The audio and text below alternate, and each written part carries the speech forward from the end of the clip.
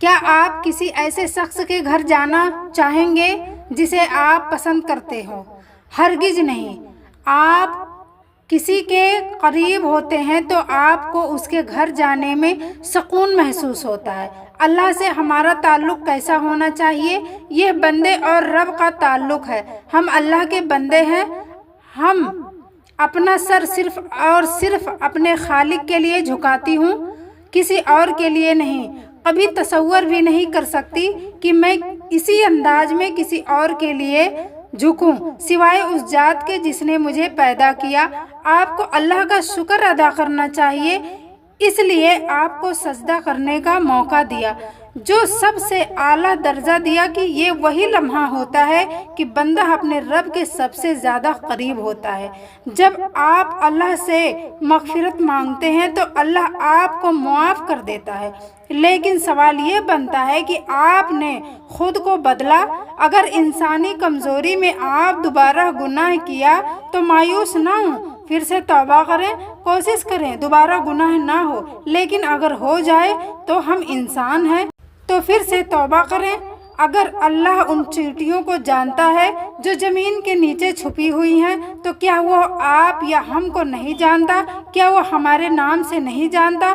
آپ کے مسائل، آپ کی ضرورتیں، سب کچھ، یہاں تک کہ آپ جتنا خود کو نہیں جانتے اتنا وہ ہمیں جانتا ہے۔ ایسے ہی ایک شخص نے بتایا، میرے دوستو، ایک شخص تھا جس کے ماں باپ بہت ہی بوڑھے ہو چکے تھے، بہت ہی بزرگ تھے۔ وہ لڑکا بہت ہی نیک، پرہیزگار، لوگوں کا مدد کرنے والا، لوگوں پر رحم کرنے والا، اپنے ماں باپ کو شفقت بھری نظروں سے دیکھنے والا، پورے گاؤں میں اس وفادار، رحمدار، شفقت دار، حسن اخلاقی اس شہر میں کوئی نہیں تھا۔ سچا تھا، سچ بولنے والا تھا، ایماندار تھا اور بوڑھے باپ کے کاموں میں ہاتھ بٹایا کرتا تھا۔ میرے دوستو، اسے اپنے ماں باپ پر رحم آتی تھی۔ وہ شخص دن بھر باپ کے ساتھ کام کرتا، رات میں آ کر ماں کی خدمت کرتا۔ وہ ماں جو اسے 9 مہینے پیٹ میں رکھی، وہ ماں جس نے خود گیلے میں سوئی لیکن اپنے بیٹے کے نیچے کا حصہ سوکھا رکھا، وہ ماں جو اس کے ننھے ہاتھوں کو پکڑ کر چومتی تھی، اس ماں کی خدمت میں کوئی کمی نہ رکھتا تھا۔ لیکن ایک وقت ایسا آیا کہ وہ لوگ شہر مدینہ کی طرف ہجرت کی۔ راستہ بہت ہی کٹھن تھا اور طویل بھی تھا، پینے کا، کھانے کا سامان کم تھا میرے دوستوں، لیکن اس نے ایک لمحے کو اپنے ماں باپ کو اکیلا تنہا نہیں چھوڑا اور باری باری اپنی پیٹھ پر بٹھاتا رہا۔ جب وہ مدینہ کے قریب پہنچے تو وہ بہت تھک چکے تھے۔ اس شخص کی ماں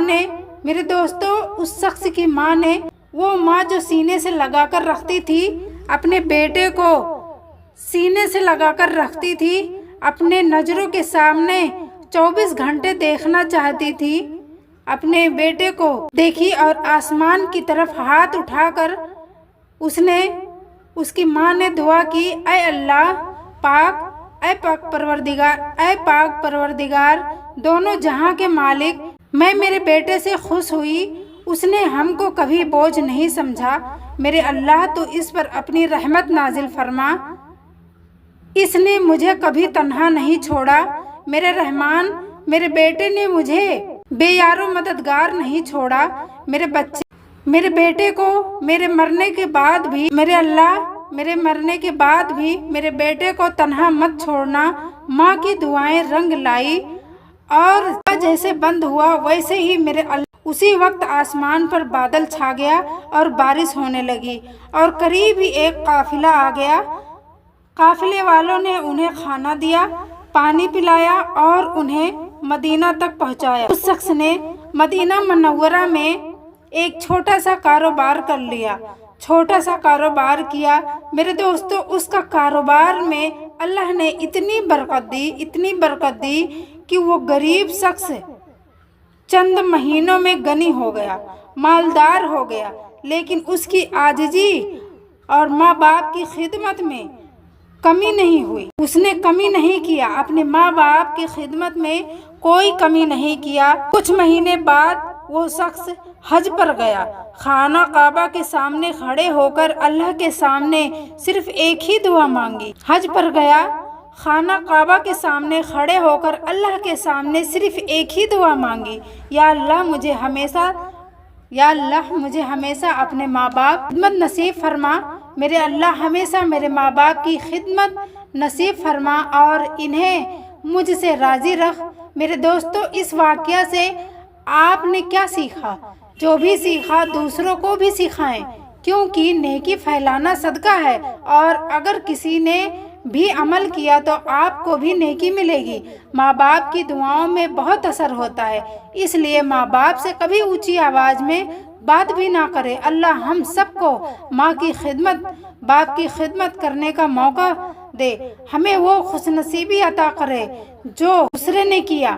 اللہ ہمیں توفیق دے ماں باپ کی خدمت گزاری کرنے کا۔ پھر ملیں گے ایک نئے ٹاپک کے ساتھ۔ السلام علیکم۔